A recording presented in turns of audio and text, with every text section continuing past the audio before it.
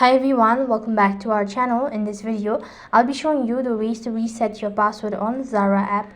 So to reset your password on Zara app, all you have to do is follow the steps. First of all, make sure that you're connected to an internet service. Go ahead and open up your Zara application.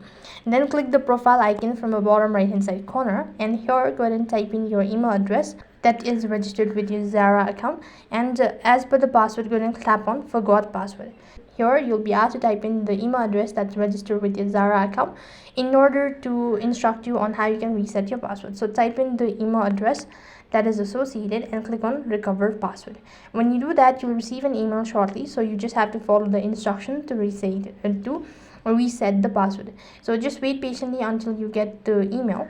So as you can see, this is the particular email, so I happen to open it up, and here you have to go ahead and press the link that says change password.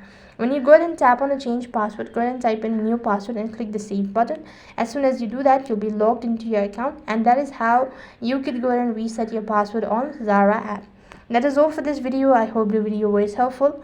Make sure to like, share and subscribe to our channel. Thank you for watching. See you in the next video.